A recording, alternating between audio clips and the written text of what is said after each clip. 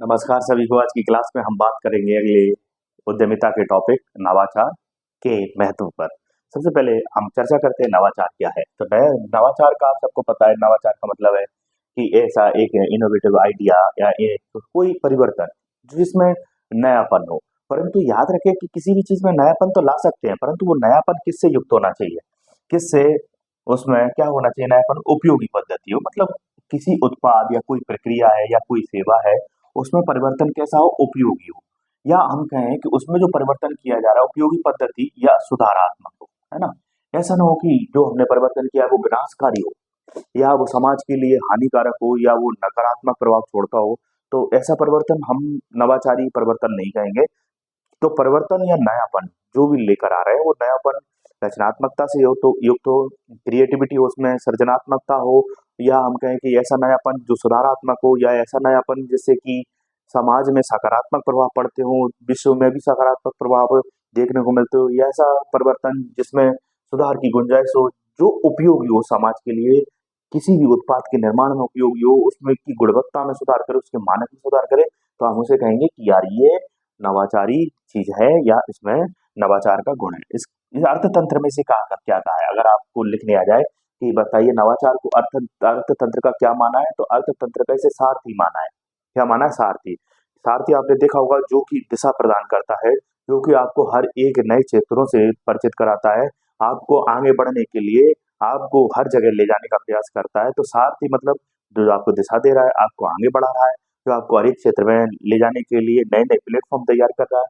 तो वैसे ही ये सारथी है नवाचार किसका, नए नए उद्यमों का और औद्योगिक विकास का। याद रखें, उद्योग या नए नए उद्यमों के विकास या उद्यमशीलता का कहें। ठीक है, इसके क्षेत्र क्या है। तो नयापन तो हर एक क्षेत्र में लाया जा सकता है, अपने जीवन में लाया जा सकता है, समाज में लाया जा सकता है, उत्पादन, तकनीक, व्यापार, मॉडल, वितरण, योजना, सेवा, डिजाइन, हर एक क्षेत्र में हम क्या कर सकते हैं, नवाचार को प्रोड्यूस कर सकते हैं, नए नए विचारों को क्या कर सकते हैं, जन्म दे सकते हैं। बोलिएगा। तो वही इसका अब मैंने इसका यहाँ पर क्या बताया गया, महत्व। महत्व मतलब उसका मूल्य। तो उसका मूल्य क्या है, जितना ज्यादा मूल्य होगा जिस क्षेत्र में, उतना ही उसका क्या होगा, महत्व होगा। बोलिए। तो बताइए, इसका सबसे बड़ा महत्व क्या है, गुणवत्ता में सुधार। पहला महत्व कि ये क्या करता है, वस्तुओं की गुणवत्ता में क्या करता है, सुधार करता है।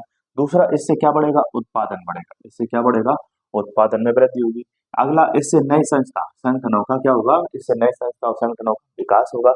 अगला, रचनात्मकता लेकर आएगा। क्या लेकर आएगा, रचनात्मकता लेकर आएगा। अगला, संसाधनों का इससे उचित दोहन होगा।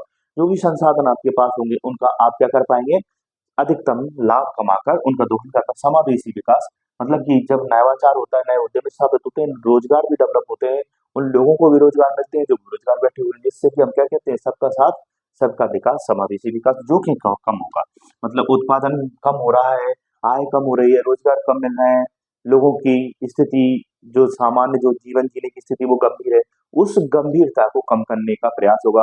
खाद्यान्न में भी नवाचार करेंगे तो उसमें भी क्या हो जाएगा, जोखिम, मतलब कि जो जहाँ लग रहा था कि आपदा बन सकती है कोई चीज, वहां नया विचार लाकर हम क्या कर सकते हैं, उस आपदा के जोखिम को, उसके हजार्ड्स को, उसके प्रकोप को क्या कर सकते हैं, कम कर सकते हैं। अगला, पर्सनैलिटी डेवलपमेंट, सबसे महत्वपूर्ण बात, विकास, व्यक्तित्व विकास में भी हमें क्या करेगा, सहायता करेगा। स्किल डेवलपमेंट में स्किल की जो योग्यता है, जो स्किल की एबिलिटी है, उसको डेवलप करने में हमारी मदद होगी इसमें।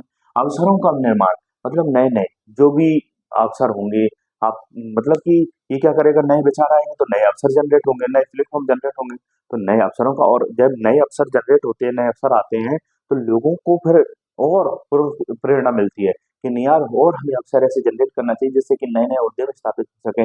तो नवाचार तो उद्यम का और आर्थिक क्रियाकलापों का क्या है, साथ ही इससे स्थिरता आएगी। बताइए, प्रोडक्शन में स्थिरता आएगी, सेवा में स्थिरता आएगी, आर्थिक गतिविधियों को स्थिरता, स्टेबिलिटी मिलेगी। और आज के समय की सबसे बड़ी बात ये है कि स्टेबिलिटी का अभाव है।